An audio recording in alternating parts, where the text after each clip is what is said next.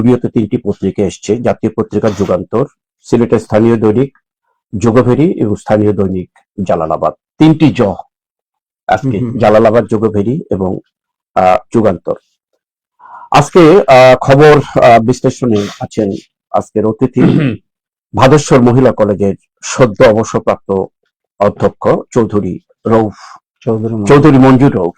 মঞ্জুর ভাই, আপনাকে স্বাগত। ধন্যবাদ। মঞ্জুর ভাই, আপনার একটা সাধারণ একটা সবসময় আমরা কিন্তু বুলবুল ভাই নামে কিন্তু পরিচিত আপনি। আপনাকে সিল টিভিতে স্বাগত এবং প্রথম দিন আজকে আপনি আমাদের স্টুডিওতে ধন্যবাদ। আমরা খুব আনন্দিত একজন নতুন অতিথিকে নিয়ে আজকে অনুষ্ঠান আমরা করব। আশা করি পাঠকের দৃষ্টি আকর্ষণ করছি, সুন্দর বিশ্লেষণ শুনবো এবং রেগুলার আমরা পাবো। আজকে বিদ্যুৎ বিভ্রান্ত চলছে সিলেটে। এই মুহূর্তে যখন আমরা স্টুডিওতে অনুষ্ঠানটা করছি, এই সময় কিন্তু বিদ্যুৎ নাই। আমরা বিকল্প ভাবে অনুষ্ঠানটা করছি, এই জন্য আমাদের স্বাভাবিক একটু অসুবিধা হবে। যথারীতি পত্রিকা পড়বো। পত্রিকা পড়ার আগে আজকে দিন তারিখটি জানিয়ে দিচ্ছি। আজ শনিবার 1 আগস্ট 2026, 17 শ্রাবণ 1433 বঙ্গাব্দ, 17 সফর 1448 হিজরি। আজ সূর্যোদয় হয়েছে 5টা 19 মিনিট, সূর্য অস্ত হবে 6টা 41 মিনিটে। আজকে যার সৌজন্যে অনুষ্ঠানটি আমরা সম্প্রচারিত করছি, অনেক পাবলিকেশন, 38/2 খ, তাজমহল মার্কেট, 2য় তলা, বাংলা বাজার, ঢাকা। এর স্বত্বাধিকারী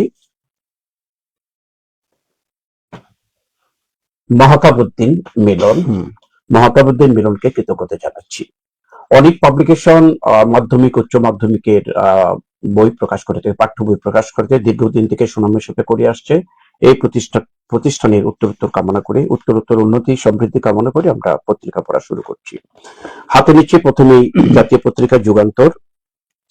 বুলবুল ভাই, আমি পত্রিকা পড়া শেষ করে একটা পত্রিকা শেষ করে আপনার কাছে যাব। কখনো কখনো হয়তো একটা ভালো খবরের সাথে সাথে বিশ্লেষণও আমরা আশা করবো আপনার কাছে।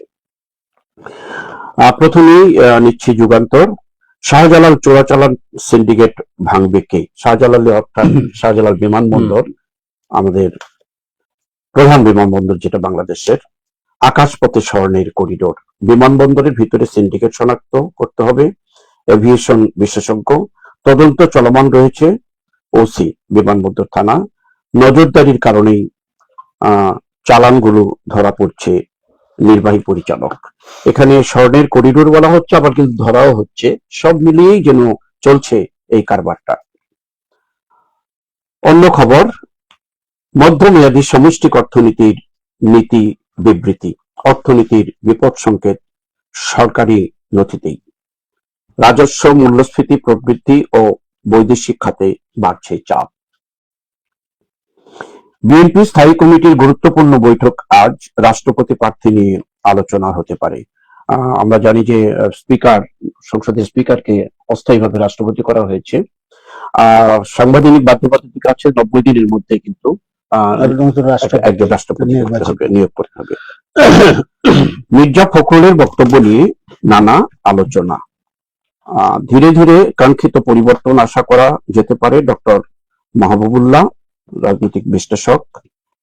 একজন অভিজ্ঞ রাজনীতিকের সামাজিক উপলব্ধির প্রকাশ, আলতাফ পারভেজ। অর্থাৎ মির্জা ফখরুলের বক্তব্য নিয়ে দুইজন বিশেষ ব্যক্তির আলোচনা।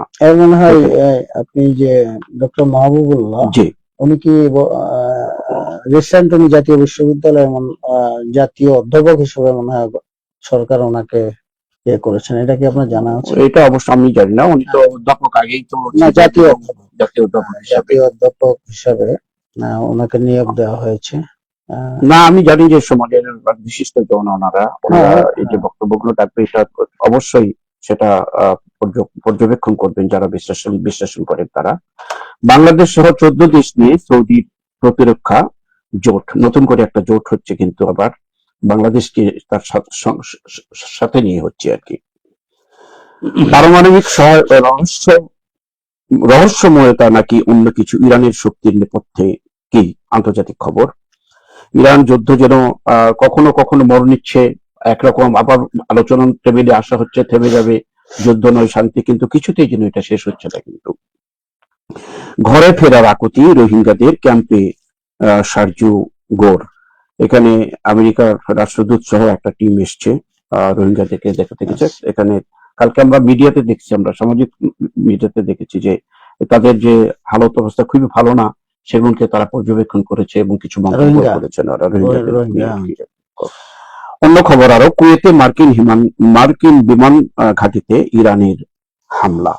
অর্থাৎ ইরানের হামলা যেখানেই মার্কিন আছে, যে দেশেই হোক সেটা, সেখানে কিন্তু ঘাঁটি আছে, বেশ ক্ষেপণাস্ত্র আছে। বিশ্বকাপ বিক্রি, ফিফার পরিকল্পনা রূপে একজোট ফুটবল বিশ্ব, ভিন্ন ধরনের একটি খবর আজকে প্রকাশ হয়েছে। এটা প্রিয় দর্শক, আমরা প্রথম পৃষ্ঠা যুগান্তর শেষ করে যুগান্তরের শেষ পৃষ্ঠাটা পড়ে শোনাবো, তারপর আজকের অতিথির কাছে আসবো, আমরা খবর বিশ্লেষণ শুনব। রোগীর চাপে হিমশিম চক্ষু বিজ্ঞান হাসপাতাল, চিকিৎসার আশায় ফুটপাতে রাত। চিকিৎসক শয্যা ও জনবল সংকটে ব্যাহত সেবা, 833 রোগীর জন্য একজন সার্জন, ভয়াবহ অবস্থা। রোগীর চাপ কমাতে প্রয়োজন শক্তিশালী রেফারেন্স ব্যবস্থা। এই চিকিৎসা সেবাটা নিয়ে কিন্তু এখনো পর্যন্ত বাংলাদেশে একটা ক্রাইসিস দীর্ঘদিন। আপনি, আপনার বাবাও ছিলেন একজন বিশেষজ্ঞ ডাক্তার, আমি জানি যতটুকু, এবং আপনার সন্তানেরাও ডাক্তার হয়েছে।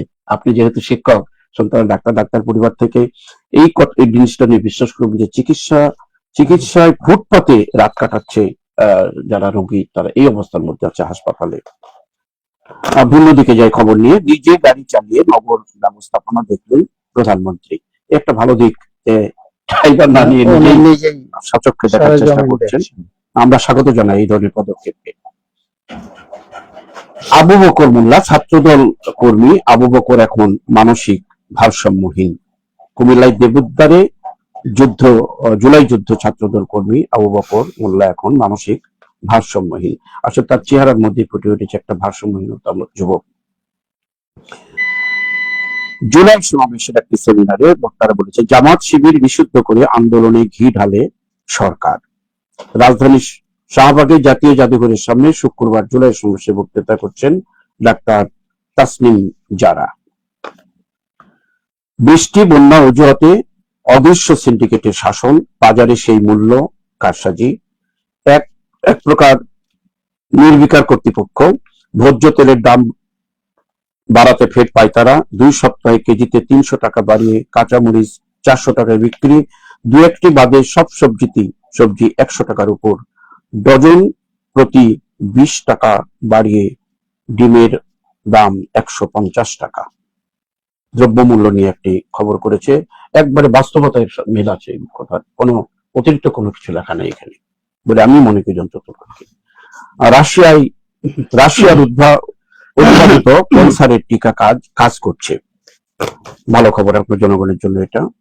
রুচিহীন বক্তব্যে ভরা ফেসবুক, আম্মামের বিতর্কিত বক্তব্যের তীব্র সমালোচনা। আসলে ফেসবুকে যে খবরগুলো ছড়িয়ে এক একজন রাজনৈতিক নেতা হোক বা বিভিন্ন মাঝপথের নেতা, মানে বিশ্রী ল্যাঙ্গুয়েজ ইউজ করা হয়, এগুলো থেকে আমরা জাতি মুক্তি চাই। ভারতে বসে শেখ হাসিনার রাজনীতির সুযোগ নেই, লোকসভায় প্রতিবেদন। সরকার দেশ পরিচালনার নৈতিক অধিকার হারিয়েছে জামাতের আমির। বিশেষ করে হবিগঞ্জের এই ঘটনা বা সিলেটের যে ঘটনাগুলো ঘটছে ওটাকে কেন্দ্র করে এই বক্তব্যটা এসছে। হাসনাতের প্রাসাদ এখন শিয়ালপুকুরের আস্তানা, বরিশালের শেরনিয়াবাদ ভবন একটি ছবি সহ খবরটি এসছে। জঙ্গলে জরাজীর্ণ কিন্তু এই ভবনটি, তার ছবি এসছে পত্রিকায়। আর একটি খবর পড়ি, আজকে আসবো আমরা অতিথির কাছে। হোমিওপ্যাথিক তরল পান, হবিগঞ্জে স্বামী স্ত্রী সহ 5 জনের মৃত্যু। আসলে হোমিওপ্যাথিকের তরল পান, হোমিওপ্যাথিক খেয়ে যে মানুষের মৃত্যু হয় বা বেড়ে যায়, এই ধরনের হিসাব কিন্তু খুব একটা আমরা পত্র পত্রিকায় পড়িনি। আমি তা মনে হয় এখানে একটা বিষয় আছে, হোমিওপ্যাথিক আলোচনা করতে পারেন। হোমিওপ্যাথিকের যে রিয়েজেন্ট যেটা থাকে, আচ্ছা র ম্যাটেরিয়াল, আপনার যে চোলাই মদের কিছু রিয়েজেন্ট হোমিওপ্যাথিকে একটা এসেনশিয়াল আমি মনে করি ম্যাটেরিয়াল, র ম্যাটেরিয়াল।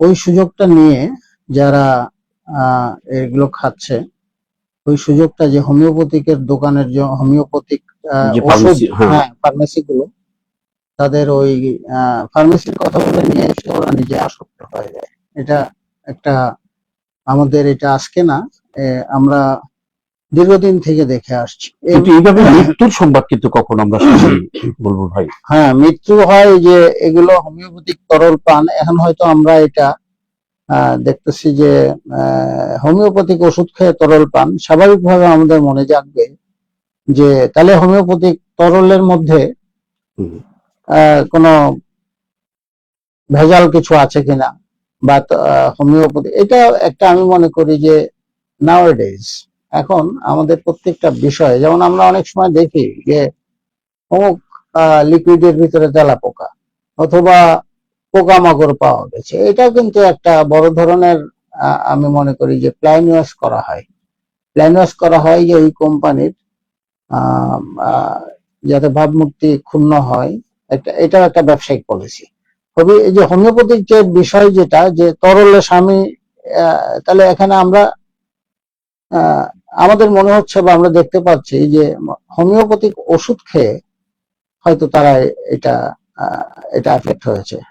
মূলত হোমিওপ্যাথিকের যে র ম্যাটেরিয়ালস, এর মধ্যে কিছু এটা নতুন কিন্তু আপনার কিছু ড্রাগ থাকে, যে ড্রাগ গুলো তাদের কাঁচামালের প্রয়োজনীয় অংশ, ওইটাকে তারা মিস ইউজ করেছে। মিস ইউজ করাতে যে তারা ওইখানে ওষুধে হয় দিয়েছে, ওই যেগুলো ছিল বাকিগুলো হয়তো তারা মদ হিসাবে খেয়েছে। অতিরিক্ত ধন্যবাদ। আমরা এই খবরটা অন্যদিকে যাই। আসলে অত্যন্ত জীবন ঘনিষ্ঠ খবর এটা। হঠাৎ করে দেখা যায় একটা পরিবারে স্বামী স্ত্রী সহ 5 জনের মৃত্যু হোমিওপ্যাথি ওষুধ খেয়ে। এটা একটা প্রথমবার শুনলাম। আজকের অতিথির দৃষ্টি আকর্ষণ করেছে এই খবরটি, এটা প্রথমেই উনি বিশ্লেষণ করবেন। আমরা প্রথম পৃষ্ঠায় যে খবরগুলো পড়ে আসছি, যে খবরটা বড় করে পত্রিকায় এসছে, আকাশপথে স্মরণের করিডোর শাহজালাল বিমানবন্দরে, এই যে চোরাচালানি হিসাবে স্মরণের করিডোর হিসাবে আখ্যায়িত করেছে, একটি সুন্দর একটা নামও দিয়েছে। হ্যাঁ, আকাশপথে স্বর্ণের করিডোর, শাহজালালে চোরাচালান সিন্ডিকেট ভাঙবে কে, এটা যুগান্তরের লিড নিউজ, অন্যান্য নিউজের মধ্যে একটা লিড নিউজ। আমি কি এটা নিয়ে কিছু আমরা কথা বলি না? জি, অবশ্যই আলোকপাত করি। দরকার আছে। এটা দীর্ঘদিন থেকে একটা সিন্ডিকেট কাজ করছে, যে সিন্ডিকেটের কথা আমরা শুনতে শুনতে অভ্যস্ত হয়ে গেছি। প্রত্যেকটা জায়গায় সিন্ডিকেট আছে। যেমন আজকে কাঁচা বাজারের যে অবস্থা দেখলাম, যে কাঁচামরিচ 400 টাকা কেজিতে উঠে গেছে, যেটা পত্রিকায় আসছে আজকে। তো নিত্য প্রয়োজনীয় দ্রব্য যখন নাগালের আমাদের মধ্যবিত্ত বাইরে চলে যায়, তখন আমাদের এটা দিশেহারা হওয়া ছাড়া আর কিছু উপায় থাকে না। কারণ আমরা একটা সিন্ডিকেট কথা শুনতে শুনতে অভ্যস্ত হয়ে গেছি, কিছু হলেই সিন্ডিকেট। ঠিক একইভাবে এই শাহজালাল আন্তর্জাতিক বিমানবন্দরে আকাশপথের স্বর্ণের যে করিডোরের কথাটা বলা হয়েছে, এটা মূলত এই একই সিন্ডিকেট। দীর্ঘদিন থেকে আমরা দেখে আসছি যে বিভিন্ন দেশ থেকে, বিশেষ করে মিডল ইস্টের কান্ট্রি দুবাই থেকে স্বর্ণের একটা বড় চোরাচালান আসে। আমরা কয়টা দেখতে পাচ্ছি? আমরা ধরা পড়ছে একটা, কিন্তু চলে যাচ্ছে পিছনে 10টা। আমাদের কিন্তু আইওয়াশ করা হচ্ছে। কিছু কিছু খবর আসে যেগুলো ওরাই করে, যারা সিন্ডিকেট চোরাচালানি, যারা স্বর্ণ চোরাচালানের সাথে স্বর্ণ ব্যবসায়ী বলতে এটা ভুল হবে। একাধারে যদি স্বর্ণ ব্যবসায়ী বলি, আমরা বলবো কালোবাজারি তাদের সাথে এই বিমানবন্দর সংশ্লিষ্ট যারা আছে, তাদের একটা বড় ধরনের আমরা যেগুলো হয় যে মাসে 2 মাসে হঠাৎ করে দেখবো যে একটা বিশাল চালান ধরা পড়ছে, কিন্তু এরকম অনেক চালান কিন্তু চলে যাচ্ছে যেগুলো আমরা খবরে আসে না। তো এইটার জন্য আমাদের যে স্বর্ণের বাজার একটা সেক্টরের কথা বলছেন, এটা ভাঙা খুব একটা দুর্ভ আমি মনে করি। এটা নিজের সদিচ্ছা, নিজের সততা, এগুলো যদি না থাকে, তাহলে এই আপনার ওই পুলিশ আর আনসার বিভিন্ন বাহিনী দিয়ে এগুলো আটকানো সম্ভব। না, আপনার কথা যেটা ইন্ডিকেট করছে এটা অনেকদিন থেকে হচ্ছে, বড় বড় দু একটা চালান দেখা হচ্ছে, কিন্তু মাঝখানে অনেক কিছু চলে যাচ্ছে, অনেক খবর হয় না আসলে, কিন্তু সব খবর কিন্তু আসে না পত্রিকায়, সেটাই। এটা বড় করে আসছে। আপনি সততার কথা বলছেন, কিন্তু এই সততার মাপকাঠি কিভাবে আসবে? এখানে নিয়োগের ব্যাপারটা তো আসতে হবে, তাহলে সেই ধরনের ব্যক্তিদেরকে নিয়োগ করতে হবে, তখনই তো সততা আসবে। কিন্তু এদেরকে দিতে হচ্ছে না সে কাজটা। জি, আপনি যেটা বলছিলেন যে সততা নিয়ে যারা কাজ করছে, দায়িত্বশীল হচ্ছে, তাদের সততা আসলে, তাদের তারা সৎ হলে তখন এই ধরনের কাজটা হবে না। কিন্তু এই ধরনের ব্যক্তিদেরকে তো সরকারের পক্ষ থেকে তো নিয়োগ দিতে হবে, এবং যারা অসৎ আছে তাদেরকে ছাঁটাই করতে হবে, এখান থেকে অন্যদিকে নিতে হবে, তাদেরকে পানিশ করতে হবে। আসলে চোরা কারবারিরা আইনের ইয়েতে চলে যাচ্ছে, স্বর্ণ কিছু উদ্ধার হচ্ছে ঠিকই, কিন্তু এই চোরা কারবারি যারা আনছে তাদেরকে কিন্তু পরবর্তীতে দেওয়ার কোনো খবর হয় না। ওই যে আমরা, আপনি বলেন না অনেক খবর তো হয় না, সব খবরই কিন্তু পত্রিকায় আসে না, যখন আসে তখন একটু নড়ে চড়ে বসে, তারপর সেই সব আগের মতো হয়ে যায়। আমরা আশা করবো এই খবরগুলো যেহেতু পত্রিকায় বড় করে আসছে, আগামীতে এই ধরনের খবর আমরা পেতে চাই না। চোরা চোরা কারবারি যেন একটা অভয় অরণ্য না থাকে, এটাই তো আশা করি। এটাই আমরা আশা করি। আরেকটি খবর, এই অর্থনীতি নিয়ে একটু খবর এসছে, অত্যন্ত ভয়াবহ খবর। মেয়াদ বলছে মধ্যমেয়াদী সমষ্টিক অর্থনীতি নীতি বিবৃতি, অর্থনীতির বিপদ সংকেত সরকারি নথিতেই কিন্তু সরকার সাধারণত কিন্তু এগুলো প্রকাশ করতে চায় না, প্রত্যেকটি দেশে এটা, নট অনলি বাংলাদেশ। অনেক কিছু আছে ইত্যাদি বলা হয়, কিন্তু সরকারি নথিতেই কিন্তু সেই বিপদ সংকেতের কথা আমরা জেনেছি। এ ব্যাপারে কি বলতে চান আপনি? অর্থনৈতিক বিপদ সংকেত সরকারি নথিতেই, রাজস্ব, মূল্যস্ফীতি প্রবৃদ্ধি ও বৈদেশিক খাতে বাড়ছে চাপ। আপনি যে কথাটা বলেছেন এটা রাষ্ট্রের জন্য একটা সিক্রেট, যে সব ক্ষেত্রে আমরা দেখে এসেছি বিগত সরকারের আমলগুলোতে অর্থনীতির তলানিতে কিন্তু তারা প্রচার করছে যে না সবই ঠিক আছে। তো আজকে যে যুগান্তরে যেটা লিড নিউজ, অন্যতম একটা নিউজ করেছে, সেটা কিন্তু আমরা দেখছি যে সরকারি 122টা প্রতিষ্ঠানের দায় 8,33,000 কোটি টাকা। দুর্বল ব্যাংকিং এবং ঋণের বিপরীতে সরকারের গ্যারান্টি চ্যালেঞ্জ, বড় সমস্যায় ফেলতে পারে প্রাকৃতিক দুর্যোগ। সমস্যা চিহ্নিত হলো সমাধানের পদক্ষেপ নেয়। এটা অধ্যাপক আবু আহমেদ, বিশিষ্ট অর্থনীতিবিদ। তো আমাদের যে বিষয় সেটা হলো যে রাজস্ব, মূল্যস্ফীতি প্রবৃদ্ধি ও বৈদেশিক খাত, এইসবের উপরে যে একটা চাপ সৃষ্টি হচ্ছে, সেই চাপটা সামষ্টিক অর্থে, সেই চাপটা কিন্তু আমাদেরকে বহন করতে হচ্ছে, অর্থাৎ জনগণকেই বহন করতে হচ্ছে। আমাদের যে এবারের বাজেট যেটা দিয়েছে, এই বাজেটের ভিতরেও কিন্তু মূল্যস্ফীতিটা, রাজস্ব আদায়, একটা বড় ধরনের টার্গেট নিয়েছে। আপনি লক্ষ্য করবেন যে প্রতিটি ক্ষেত্রেই কিন্তু সরকার আয়, ভ্যাট, ট্যাক্স, প্রত্যেকটা আমাদের দৈনন্দিন জীবনের যেগুলো আমরা নিত্য প্রয়োজনীয় যে কেনাকাটার থেকে শুরু করে ইভেন আপনার খাবারের উপরেও একটা ট্যাক্স, রেস্টুরেন্টেও ট্যাক্স বসে গেছে। তার মানে যে আমরা সবকিছুতেই সরকারকে ট্যাক্স দিয়ে আসছি, এবং কিন্তু খাবারের আইটেমটার প্রতি এমন ভাবে না হচ্ছে আমরা সেটা বুঝতে পারি, বিলের সাথে সংযোগ করে দিচ্ছে। এবং সেখানে কিছু জায়গায় তারা ইলেকট্রনিক্স যে ব্যবহার করে, এটিএম বা কার্ড সিস্টেমে, সেখানেও দেখা যায় যে লেখা আছে যে আমি হয়তো 200 টাকার কোনো খাবার আনলাম, ওইখানে দেখা যাচ্ছে একটা ট্যাক্স বসায় দিচ্ছে। তাহলে জনগণের উপরে যে এই যে একটা, এখানে সরকারেরও কিছু করার নাই, যে অবস্থায় অর্থনীতি, তাতে এই সেক্টর গুলোতে, বাংলাদেশের প্রত্যেকটা সেক্টর, প্রত্যেকটা জায়গায় আপনার ভ্যাট ট্যাক্সের আওতায় ছাড়া গভর্নমেন্টের যে আপনার যে আর্থিক যে দুর্গতি, সেটা সমাধান করা খুব একটা সহজসাধ্য না আমি মনে করি। আর এই বিষয়ে জনগণকে আরো স্বতঃস্ফূর্ত ভাবে আপনার এগিয়ে আসতে হবে, যে আমরা দেশের জনগণ, আমাদের জনগণের টাকা দিয়েই সরকার একটা ফান্ড গঠন করে, রাজস্বর বিভিন্ন সেক্টর যাতে আমরা সঠিকভাবে, সুন্দরভাবে আমরা দিতে পারি, সে ব্যবস্থা করা। আরেকটা বিষয় হলো যে আমি সরকারকে ট্যাক্স দিচ্ছি, সরকার আমার জন্য কি করছে, এটা একটা প্রশ্ন থেকে যায় যে একটা মেসেজ আসছে আপনার বক্তব্য থেকে, জনগণকে আরো সচেতন সজাগ থাকতে হবে, তখনই সরকার কিন্তু বাধ্য হবে এগুলোকে আরো জবাবদিহিতার জন্য। জবাবদিহিতা এবং সরকার থেকে যে আমরা নাগরিক সুবিধা পাবো, সেই নাগরিক সুবিধাটাও কিন্তু আমাদের একটা চোখ খুলে দেয় যে আমরা সরকারকে ট্যাক্স দিচ্ছি প্রত্যেক ক্ষেত্রে, সরকার এটা দিয়ে দেশ চালাচ্ছে।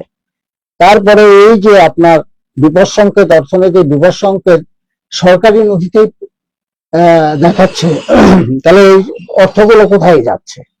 অর্থগুলো কি প্রপার ইউজ হচ্ছে না? জনগণের টাকা কি সঠিকভাবে ব্যবহৃত হচ্ছে না? আমাদের প্রশ্ন কিন্তু এখানে যে আমরা জনগণ, আমরা ট্যাক্স দিচ্ছি প্রত্যেকটা ক্ষেত্রে, ট্যাক্সের আওতায় আমরা আছি। এখন আপনি জানেন যে রাজস্ব বোর্ড টিআইএন ছাড়া কোনো কিছুতে আপনি সুযোগ সুবিধা ভোগ করতে পারবেন না। ইভেন আপনি ব্যাংকে যান, আপনি যে কোনো ভূমির সেবাতে যান, টিআইএন কিন্তু বাধ্যতামূলক। হাউজিং এ যান, হাউজিং গুলো তো একই, সর্বক্ষেত্রে টিআইএন নাম্বার থাকা লাগবে। তার মানে সরকার রাজস্ব বিভাগ তারা ট্যাক্সের আওতায় প্রত্যেকটা নাগরিককে নিয়ে আসছে। সেটা যদি সত্যিকার অর্থে সেভাবে রাজস্বটা আদায় হতো এবং সরকারি কোষাগারে যদি 100% চাইতো, এরা তো বেতনভোগী কর্মকর্তা কর্মচারী, তারা কিন্তু সেইভাবে আদায় হচ্ছে বলে আমি মনে করি, একজন ব্যবসায়ী হিসেবে মনে করি না যে এই যেটা আদায় হচ্ছে সেটা সরাসরি সরকারের কাছে কত অংশটুকু যাচ্ছে, এটা নিয়ে কিন্তু একটা প্রশ্ন সমাজে আছে। এটা আপনি যে কথাটা বলছেন খুব সুন্দর একটা কথা আমরা দেখে আসছি যে রাজস্ব বিভাগেও প্রত্যেক সেক্টরেই কিছু ডিসঅনেস্ট মানুষ আছে।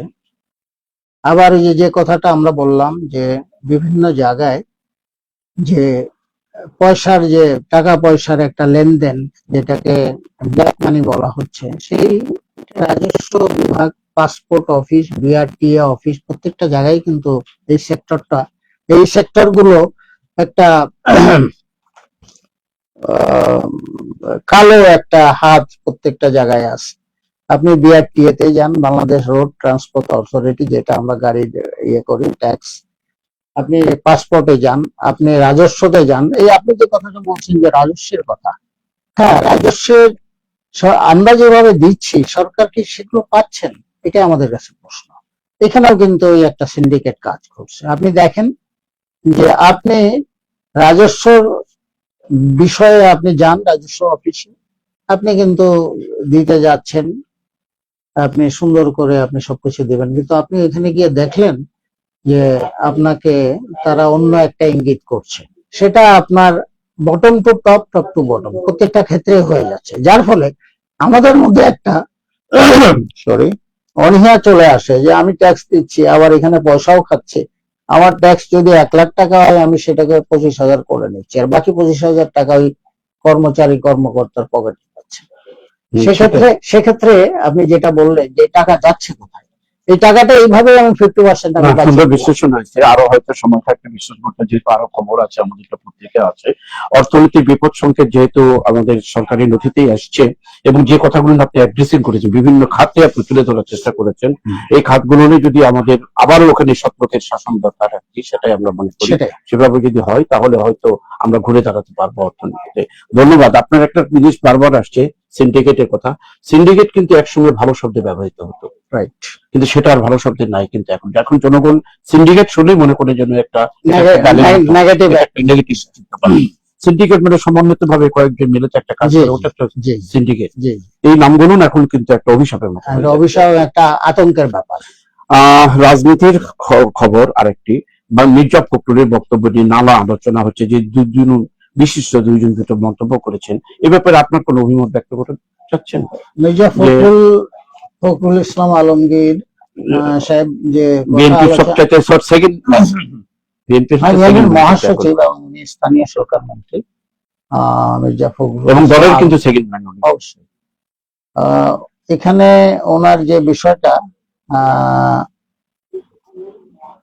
ধীরে ধীরে কাঙ্ক্ষিত পরিবর্তন আশা করা যেতে পারে, ডক্টর মাহবুবুল্লাহ সাহেব এটা বলেছেন। আর একজন অভিজ্ঞ রাজনীতিকের সামাজিক উপলব্ধির প্রকাশ, আলতাফ পারভেজ। আমি যেটা মনে করি যে দীর্ঘদিন থেকে মির্জা ফখরুল ইসলাম একজন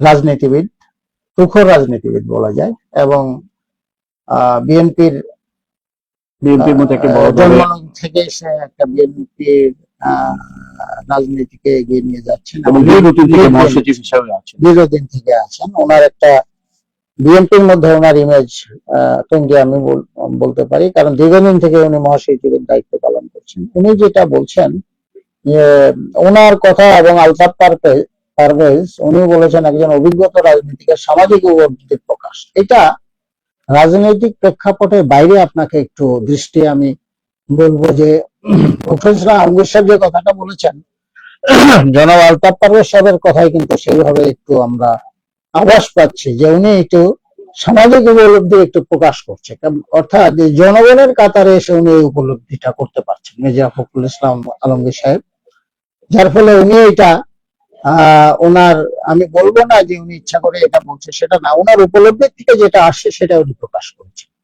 এবং এটা আমি মনে করি যে এটা একটা রাজনীতির ভালো দিক। এইটুকুই থাকুক তাহলে আমরা মনে করি। সুন্দর কথাটা বলেছেন। রাজনীতিবিদরা যখন জনগণের কাছে জনগণের কথা মুখ দিয়ে বলে তখনই রাজনীতিবিদের সার্থকতা। আর প্রিয় দর্শক, আমরা শেষ করব প্রথম পাতা। তার আগে একটি কথা আমি পড়ার সময় বলেছি যে মার্কিন রাষ্ট্রদূত যিনি, ওনার একটা বিশাল টিম নিয়ে ঘুরে গেছেন রোহিঙ্গাদের পাশে, সে ক্যাম্পে, এবং এখানে রোহিঙ্গাদের যে একটা আবেদন যেটা উনি শুনেছেন, ঘরে ফেরার আকুতি, এ ব্যাপারে আপনার কি বক্তব্য? ও ঘরে ফেরার আকুতি চাচ্ছে রোহিঙ্গা, তা অর্থাৎ খুব খারাপ অবস্থার মধ্যে তারা কিন্তু সেখানে আছে বলে দাবি করেছেন আমেরিকার রাষ্ট্রপতি। সরি, এটা রোহিঙ্গা সমস্যা তো আজকে বাংলাদেশে একটা বিস্ফোরণ বলা যায়। দীর্ঘদিন থেকে আরাকান রাজ্যের তৎকালীন বার্মা, এখন মিয়ানমার, যেটা ওরা বাংলাদেশে ঠেলে দিয়েছে যে কোনো কারণেই হোক, এটা পলিটিক্যাল হোক।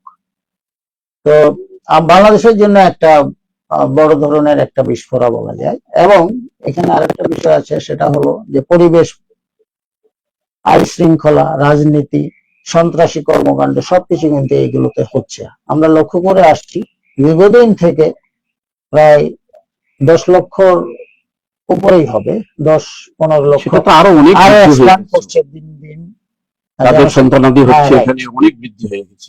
এখন যে বিষয়টা, সেটা যে জাতিসংঘের বিভিন্ন শরণার্থী বিষয়ক যে ডিপার্টমেন্ট আছে, শরণার্থী বিষয়ে ইউএনএইচসিআর যেটা আছে, এরা কিন্তু এদেরকে এইভাবে সহায়তা করছে বিভিন্ন ভাবে। FAO, food and agriculture organization, FAO করতেছে, জাতিসংঘের বিভিন্ন সংস্থা এদেরকে আমি মনে করি এক ধরনের সহায়তা দিয়ে বাঁচিয়ে রেখেছে। এটা আমাদের জন্য অত্যন্ত মানবিক একটা বিষয় যে দীর্ঘদিন থেকে এত বিশাল জনগোষ্ঠী বাংলাদেশের উপর, ওদের কিন্তু যেটা বিষয় যে বিভিন্ন সংবাদ বা বিভিন্ন রকম কথাবার্তা ওদের মধ্যে এটা স্পষ্ট যে ওরা বাংলাদেশে থাকবে না, ওরা ফিরে যেতে চায় মিয়ানমারে, ওদের স্বদেশে। এটাই হওয়া স্বাভাবিক যে জন্মভূমিতে সবাই বিতাড়িত হলেও তাদের একটা যে প্যাট্রিয়টিজম বা দেশপ্রেম থাকে, সেটা থেকে ওরা বলবে যে না, আমরা যেখানেই থাকি আমাদের দেশে ফিরে যেতে চাই। যদি এরকম হয় থাকে তাহলে বাংলাদেশের জন্য একটা স্বস্তির সংবাদও আমরা মনে করতে পারি। এটা আপনি কি মনে করেন? জি জি জি, অবশ্যই।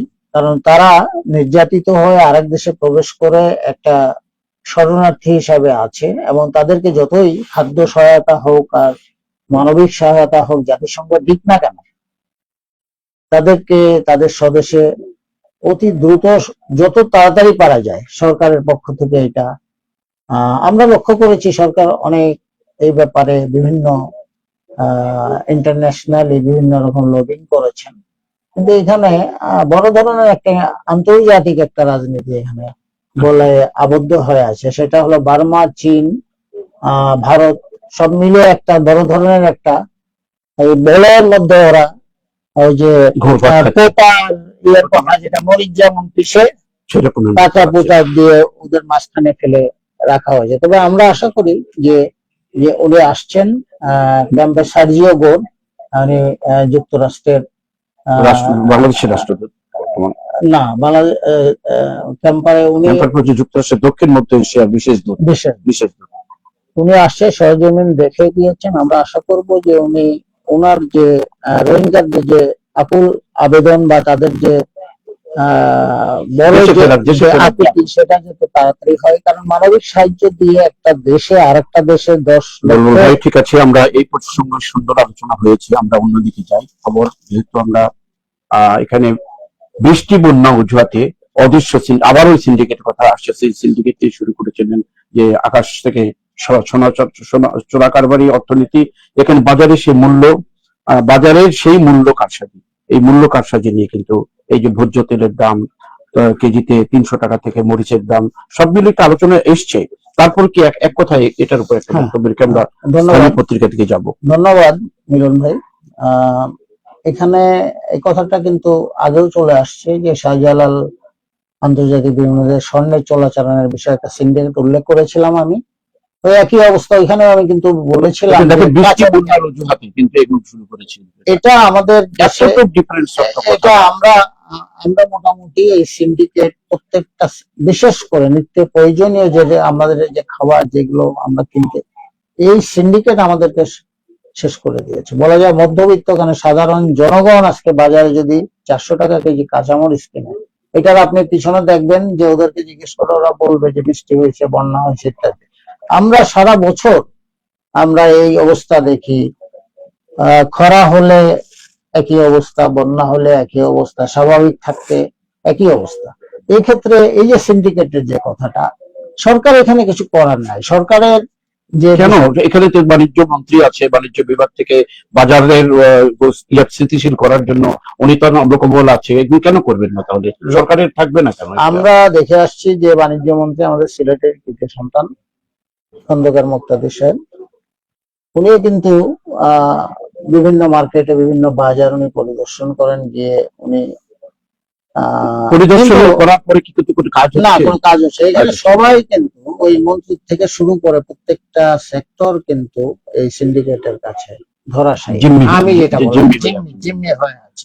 মূল কথায় আপনার বক্তব্য সিন্ডিকেট ভাঙতে হবে, তাহলে এই ধরনের জিনিসটাকে মানুষ, জনসাধারণ সুবিধা। অবশ্যই অবশ্যই, বিশেষ করে বাজারের যে নিত্য প্রয়োজনীয় দ্রব্যের যে কাঁচামাল অথবা যে কোনো বিষয়ে আমরা যেগুলো খেয়ে পড়ে আছি, আমাদের বাজারে গিয়ে যদি আজকে দেখি যে কাঁচামরিচ 80 টাকা, কালকে গিয়ে দেখলাম 200 টাকা, এটা আমাদের এখন 400 টাকায় চলে আসছে। এখানে মন্ত্রণালয়ের ভূমিকা থাকবে, জনগণের ভূমিকা থাকবে। আমি মনে করি যে আমরা যদি ঠিক থাকে, জনগণ যদি ঠিক থাকে, জনগণ যদি এটা বুঝে যে বাংলাদেশের জনগণ, বাংলাদেশের সাধারণ মানুষ এই দ্রব্যমূল্যের বাজারে এইভাবে করা উচিত না। আপনি খবর নিয়ে দেখেন, মুসলিমেও কয়েকটা গ্রুপ কিন্তু সিন্ডিকেটটা তারা চালাচ্ছে, এদের হাতে কিন্তু আমরা যে এই সিন্ডিকেট ভাঙার বিষয়ে আপনার কোশ্চেনটা খুবই সুন্দর হয়েছে যে একটা সিন্ডিকেট ভাঙতে হবে, তাহলে এই সমাধান কিছু আসবে। আসলে দ্রব্যমূল্য সাধারণ মানুষ যদি ঠিক না পায়, সরকারের উপরে সে যায় যে সরকার ব্যর্থ। কারণ সাধারণ মানুষের যে তেল, তারপর হচ্ছে পেঁয়াজ, রসুন ইত্যাদি ইত্যাদি সাধারণ সামান্য কিছু জিনিস পেলেই কিন্তু খুশি, সেটা কিন্তু হচ্ছে না। এবং সবজি আঁকড়ে ধরে থাকতে চায়, সবজি টবজিতে কোনো মতে সে দিনপাত করতো, সেটাও পাচ্ছে না। 100 টাকার নিচে কোনো সবজি নাই।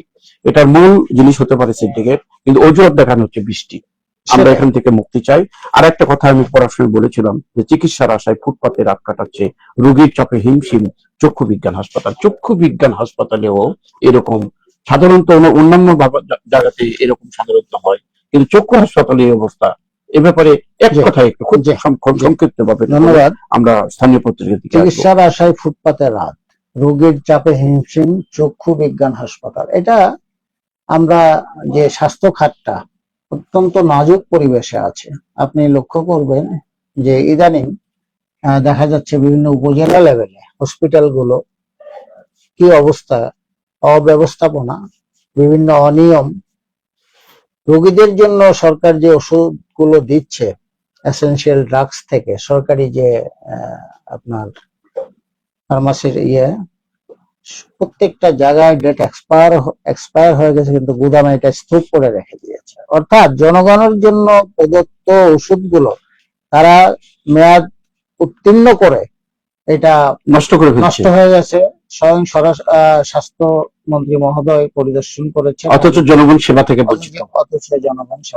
এখানে চক্ষু বিজ্ঞান, বাংলাদেশের চক্ষু বিজ্ঞান হাসপাতাল যেটা শেরেবাংলা নগর, সম্ভবত আগারগাঁও। এখানে শয্যা সংখ্যা কম কিন্তু রোগী বেশি। এটাও একটা বিষয় যে বাংলাদেশের জনগণের, বাংলাদেশ যত লোক সংখ্যা তার তুলনায় চক্ষু মানে উন্নত মানের চক্ষু চিকিৎসার জন্য যেগুলো বিশেষায়িত হসপিটাল দরকার সেগুলো খুবই অপ্রতুল। আমাদের এক্ষেত্রে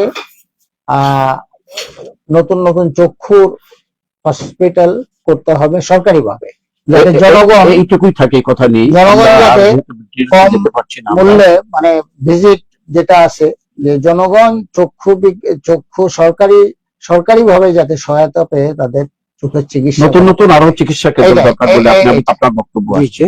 এইভাবে যদি আসা হয় তত কিছুটা হলে জনগণ স্বস্তি পেতে পারে।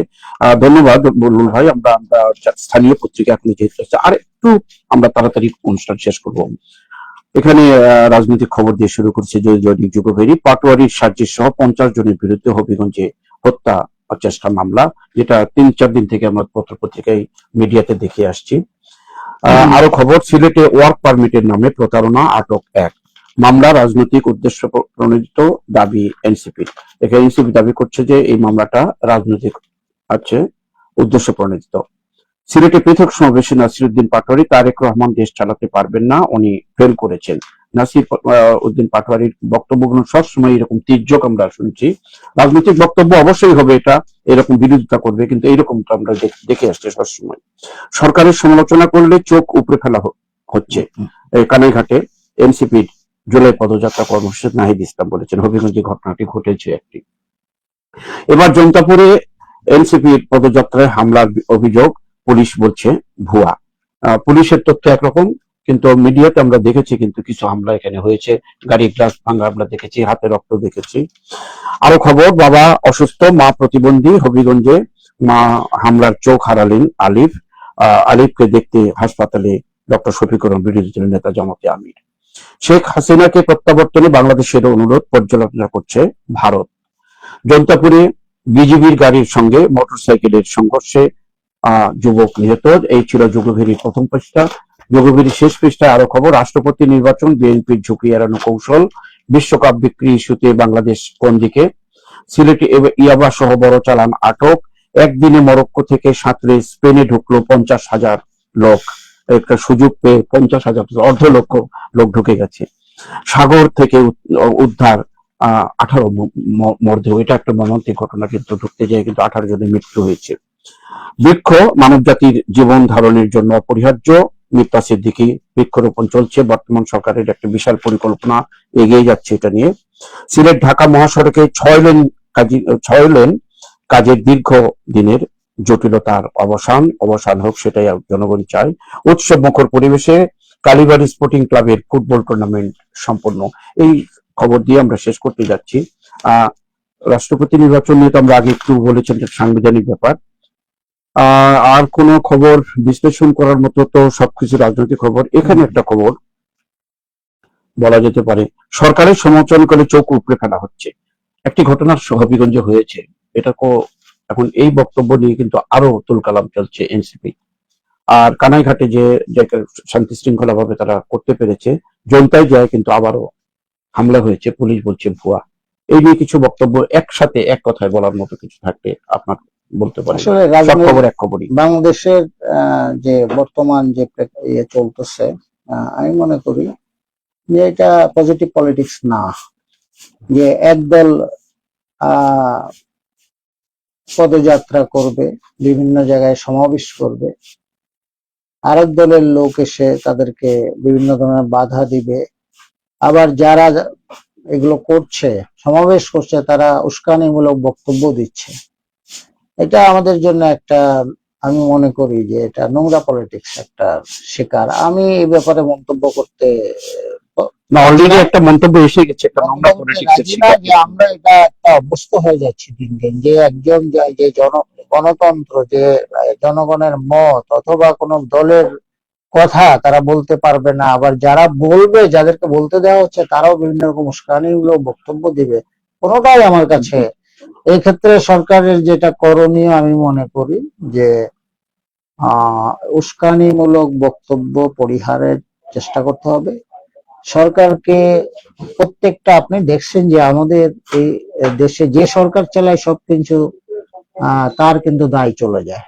যে এটাই যেমন বিএনপির কথা বলা হচ্ছে, এনসিপি বলছে যে বিএনপির লোক বা ছাত্র দলের লোক বা ছাত্র দলের এরা এসে আমাদের উপর হামলা করেছে, এটা কিন্তু একটা তকমা। আমি যেটা মনে করি সব সরকার আমলে এই তকমাটা আছে, কিছু হলেই তার পলিটিক্যাল পার্টিটা যে সরকার ফর্ম করেছে সে সরকারের তার উপরেই বর্তায়। তো এখানে আমি মনে করি যে এটা নেগেটিভ পলিটিক্স, এটা করতে দেওয়া যায় না। আমরা যদি গণতান্ত্রিক হয়ে থাকি, আমরা যদি সহমত পোষণ করি, আমরা যদি কথাবার্তা স্বাধীনতা দিই, তবে স্বাধীনতা মানে এমন না যে আপনি যা ইচ্ছে তাই করবেন। কারণ এটা এখন মিডিয়া, অনলাইন মিডিয়া অনেক সচেতন, সবকিছুই চলে আসে, মানুষ অনেক রাজনীতি সম্পর্কে অনেক সচেতন। ধন্যবাদ বুলবুল ভাই, আমরা সুন্দর একটা কথা আসছে আপনার কাছ থেকে, নেগেটিভ পলিটিক্স চলতে দেওয়া হবে না এবং গণতন্ত্রের জন্য সরকারকে আরো সহনশীল হতে হবে বলে আপনার বক্তব্যে আসছে। প্রিয় দর্শক, হাতে আরো একটি পত্রিকা পড়ার বাকি আছে, আমি খুব তাড়াতাড়ি করে শেষ করব। দৈনিক জালালাবাদ হাতে নিচ্ছি। এক অন্তহীন যন্ত্রণার নাম ঢাকা সিলেট মহাসড়ক, যেটা এখন পরিসমাপ্তির দিকে যাচ্ছে বলে আমরা মনে করছি খবরে। যখন বিবেক ঘুমায় না জালালাবাদ। জালালাবাদ পত্রিকার যেহেতু তাদের একটা 34 বছরের যেটি ইয়া করেছে, তাদের সুন্দর একটি কথা পত্রিকা করেছে, বিশেষ করে মানুষ ঘুমালেও জালালাবাদ ঘুমায় না, একটা সুন্দর একটা সাহিত্যের ভাষা এখানে প্রয়োগ করা হয়েছে। জুলাই শহীদদের বিচার ব্যর্থ হলে জনগণ ক্ষমতা নিতে প্রস্তুত। এই কথাগুলো কিন্তু ওই যে আপনি যেটা বললেন যে সহনশীলতা না থাকলে নেগেটিভ রাজনীতির বক্তব্যই চলে আসে। শতকের ঘরে সবজি, কাঁচা মরিচের কেজি 400 টাকা, আগেও আমরা পড়েছি। নগরে একদিনে 4 অস্বাভাবিক মৃত্যু, সিলেটে হামে আরেক শিশুর মৃত্যু। এই খবর দিয়ে জালালাবাদের প্রথম পৃষ্ঠা। শেষ পৃষ্ঠায় আরো খবর, লোডশেডিং এ নাকাল শান্তিগঞ্জ। সুনামগঞ্জের শান্তিগঞ্জের অশান্তিতে ভরা লোডশেডিং এর জন্য। জেলা জামাতের দোয়া মাহফিল, মৌলানা হাবিবুর রহমান, জুলাইয়ের স্পিডকে নস্যাতের ষড়যন্ত্র সফল হবে না।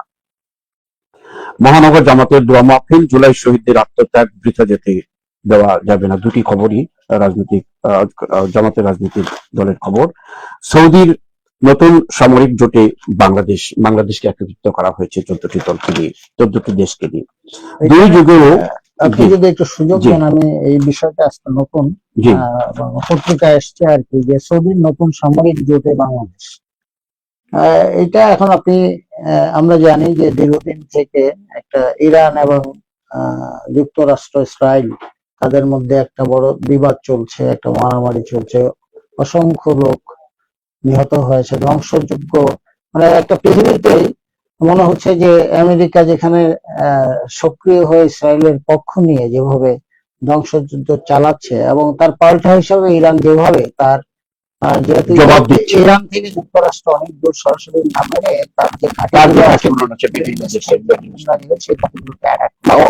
ওটাই কিন্তু মূলত মার্কিনকেই মারা হচ্ছে, ওটা মূলত মার্কিনকে মারা হচ্ছে। কিন্তু এই যুদ্ধের অবসান কবে ঘটবে আমরা বিশ্ব জানতে চাই। এখানে নোংরা যে ইউএস এর প্রেসিডেন্ট, তার যে এত দুর্দান্ত প্রভাব, এইভাবে একবার যুদ্ধবিরতির ভিতরে আবার শুরু করে দিল নতুন করে। এখানে আমি একটা যে কথাটার বিষয়, সৌদি আরব যে মানে যে পদক্ষেপটা প্রতিরক্ষা বিষয়টা হলো যে সৌদির নতুন সামরিক যেটা বাংলাদেশ, এখানে হলো যে আত্মরক্ষার একটা তাগিদ অনুভব করছে, বিশেষ করে আত্মরক্ষার তাগিদ, এবং মধ্যপ্রাচ্যের দেশগুলো, সেখানে বাংলাদেশকেও তারা হয়তো এটা একটা ভালো দিক আমি মনে করি। বাংলাদেশের যদি তারা ইউনাইটেড হতে পারে, কারণ সৌদি আরবের মধ্যেই যেগুলো ঘাঁটি আছে যুক্তরাষ্ট্রে, যেমন দুবাই আপনার বলেন, জর্ডান বলেন, কি বলে কুয়েত, ইরাক, এইসব যে বেশ যে যুক্তরাষ্ট্রের যে ঘাঁটিগুলো আছে, এই ঘাঁটিগুলো দেওয়াতে আজকে মিডল ইস্ট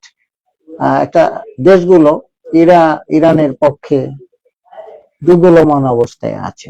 বাংলাদেশে কিন্তু একটা বিভক্ত হয়ে আছে, কিন্তু বিরোধী দল কিন্তু আমেরিকাকে পরম বন্ধু হিসেবে দেখছে, কিন্তু সেটাই এখনো কিন্তু এটার একটা জনগণ আছে আমাদের দেশে। এটার বড় প্রেক্ষাপট আছে, কারণ আমেরিকা যে এমন একটা বন্ডিং বিভিন্ন দেশকে রাখছে যে বাধ্য হয়ে তার সাথে একটা রিলেশন রাখার, একটা বাণিজ্যিক হোক অর্থনৈতিক হোক একটা। দেখেন আপনি লক্ষ্য করে যে ট্রাম্প আমেরিকান ইউএস এর প্রেসিডেন্ট, উনি কিন্তু মাঝখানে বিভিন্ন দেশের উপরে একটা ট্যাক্স করছিল, শুল্ক আরোপ করছিল। এটাও কিন্তু একটা গ্লোবালাইজেশনের যে বিজনেস নেগেটিভ দিক, এটাও একটা। এবং তার যে মরলিপানা, সে যে ইউএসএ যে I am the best, I am the biggest, এই যে তার মরলিপানা, এই মুখে বলতেছে না, কাজেও তো সেটাই করে দেখাচ্ছে তারা। এবং এইটা একটা বিস্ফোরা ইসরায়েলকে তারা মিডল ইস্টের বুকে তাদেরকে ব্যর্থহীন ভাবে সাবক দিয়ে যাচ্ছে, যার ফলে আজ মুসলিম বিশ্ব দ্বিধাবিভক্ত। মুসলিম বিশ্বর যে শক্তি ছিল, যে অর্থনীতি ছিল, সেগুলো যদি তারা ইউনাইটেড হতে পারতো, তাহলে কিন্তু ইরানের মতো একটা দেশ, সেও নাকানি চোবানি খাওয়াচ্ছে। আপনার বক্তব্যের অংশটুকুই এখানে উল্লেখ করা আছে যে সৌদি আরব সহ বাংলাদেশ সহ 14টি দেশ কিন্তু এখন আত্মপ্রতিরক্ষামূলক হয়েছে। এখন এটা আমার মনে হয় যে সিচুয়েশন ডিমান্ড এবং সময়ের দাবি, হওয়া। এটার মধ্যে দিয়ে আমরা সময় করতে পারছি না, আমরা অনুষ্ঠান এখানে শেষ করতে হচ্ছে। আমি আগে বলেছি আজকের অতিথি ভাদেশ্বর কলেজের ভাদেশ্বর মহিলা কলেজের সদ্য বলা যায় না 2-2.5 বছর হয়ে গেছে, তারপরে তো আর কেউ হয় নাই। আমাদের চৌধুরী মঞ্জুর রউফ বুলবুল ভাই, আপনার বিশ্লেষণ আমাদের কাছে ভালো লেগেছে। আশা করি পাঠকও, এখানে যারা দর্শক পাঠক আছে তারাও সন্তুষ্ট। প্রিয় দর্শক, আজকে নতুন ভাবে আমাদের নতুন অতিথি, সময় একটু আমাদের বেশি নিয়েছি। আগামীতে আবারও আগামীকালকেই আবারও নতুন 3টি পত্রিকা নিয়ে নতুন অতিথি নিয়ে আমরা হাজির হব আপনাদের এই অনুষ্ঠানে। সেই পর্যন্ত আমাদের সাথে থাকুন। আমাদের সাথে এতক্ষণ থাকার জন্য আপনাদেরকে ধন্যবাদ। আজকের অতিথিকেও ধন্যবাদ।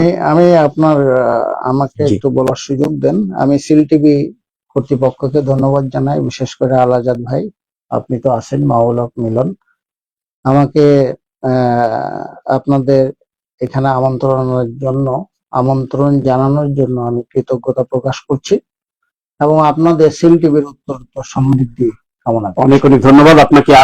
আবারও আসবেন আপনি আমাদের অনুষ্ঠানে। ধন্যবাদ শেষ হবে না, কখনো চলবেই। আমিও আপনাকে পরিশেষ আবারও ধন্যবাদ জানিয়ে, আর বিশেষ করে আজকে আমাদের সৌজন্য নিয়ে যার সম্প্রচারে সহযোগিতা করে অনেক পাবলিকেশন, তাজমহল মার্কেট, বাংলা বাজার, ঢাকা, এর প্রতিষ্ঠাতা প্রোপাইটার মেহতাবউদ্দিন মিলনকে কৃতজ্ঞতা জানিয়ে আজকের অনুষ্ঠান এখানে শেষ করছি। আল্লাহ হাফেজ।